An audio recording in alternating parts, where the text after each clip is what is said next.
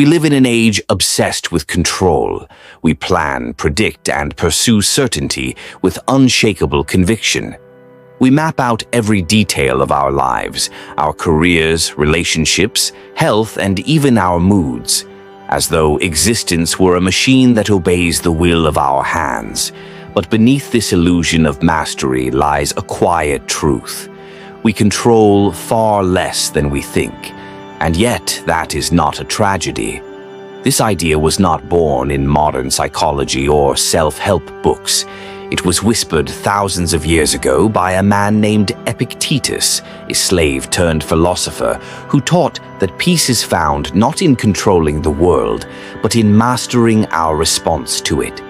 Before we go deeper, if you find meaning in reflections like this, take a moment to subscribe, like the video, and share your thoughts in the comments.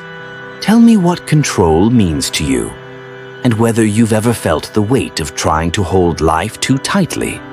Your reflections might help someone else discover a little more peace too. Now, back to the story. Imagine you wake up one morning and nothing goes as planned. The weather ruins your trip. A friend disappoints you. Your efforts at work go unnoticed. You feel frustration rise, anger boiling under your calm surface, because deep down you believed things should go differently.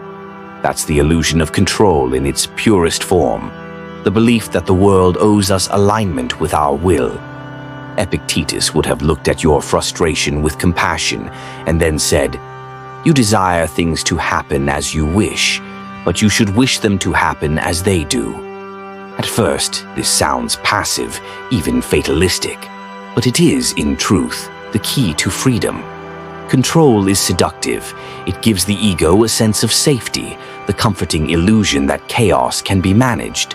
But like smoke in your hands, it slips away the tighter you grasp. The Stoics divided life into two realms: what we can control and what we cannot.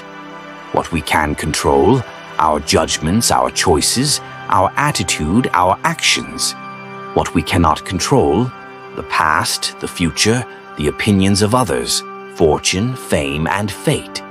All our suffering begins when we confuse these two, when we spend our days trying to bend what is unbendable, to rewrite what the universe has already written.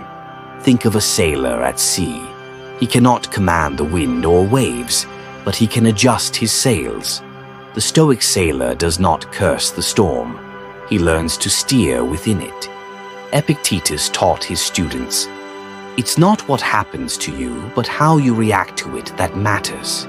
He lived this truth every day. Born into slavery, he endured pain, humiliation, and powerlessness. Yet he saw that even in chains, his mind was free, because no one could force him to judge, to fear, or to hate. That was his power, and it remains ours too. Modern life has dressed the illusion of control in new clothes. We measure our worth in metrics, followers, money, achievements, all numbers that fluctuate beyond our grasp. We refresh screens hoping for validation, mistaking reaction for connection. But beneath it all, the same ancient tension persists. We chase control over outcomes instead of mastery over ourselves. Epictetus would tell us, "You cannot control the actions of others, but you can control your thoughts. You cannot command fortune, but you can command your reason." To the Stoic, reason is not cold logic. It is harmony with nature, acceptance of what is, and courage in what must be done. Let's pause and ask, what does it truly mean to let go of control? It doesn't mean to drift without direction. It means to act wisely without clinging to results. The Stoic farmer plants seeds knowing that drought may come. The Stoic artist paints knowing the world may never admire their work. The Stoic lover gives affection freely, knowing hearts may change. Because control ends at intention, not at outcome. That realization transforms anxiety into tranquility. We stop fighting the universe and start cooperating with it. There's a story told of Epictetus and his students. When one of them complained about losing his possessions, Epictetus asked, "Were they ever truly yours? You own only your mind, your virtue, your will. The rest belongs to fortune." This was not indifference, it was wisdom. Because when you stop clinging to what's borrowed, you stop suffering when it's taken. He often compared life to a play. You cannot choose your role, but you can play it well. Some act as kings, others as beggars. But the measure of greatness is not in the part, it's in the performance. The illusion of control is subtle. It hides in the smallest corners of our day. We try to control how others perceive us. We try to control our future by predicting it. We even try to control our own emotions, commanding them to vanish, like soldiers obeying orders. But emotions are not enemies, they are signals. The Stoic does not suppress them. He listens, learns, and lets them pass. Like clouds drifting across the sky, they are part of nature's rhythm. There is immense strength in surrender. To surrender is not to give up, it is to give in to the flow of what is real. To release the futile struggle against what cannot be changed, and instead to place effort where it matters. In our perception, our virtue, our choice. Every time you resist what is, you suffer twice. Once from the event, and again from your refusal to accept it. Epictetus understood that peace is not found by mastering life's storms, but by mastering ourselves in the midst of them. We all seek control because we fear uncertainty, but uncertainty is the nature of existence. To live is to walk a path without knowing its end.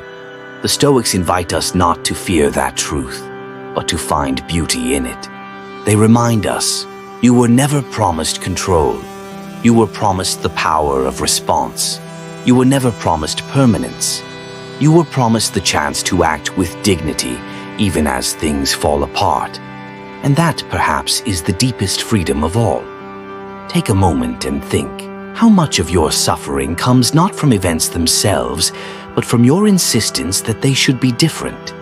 We lose hours, days, even years, wishing the world to conform to our blueprint. But peace begins the moment we stop trying to rearrange reality and instead rearrange our expectations. As Epictetus would say, don't demand that things happen as you wish. Wish that they happen as they do, and your life will flow serenely. So when life surprises you, when plans crumble, when people disappoint, when fate turns its face, remember, you are not powerless.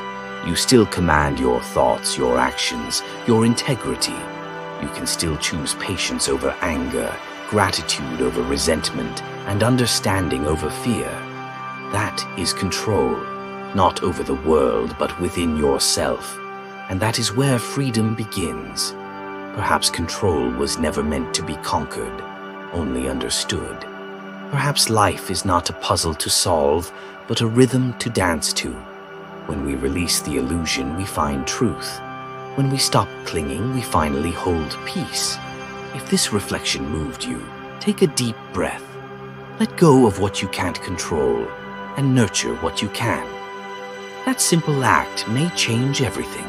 If you seek wisdom, presence, and peace, subscribe for more reflections like this, and join this growing space for minds that think deeply and souls that long for stillness.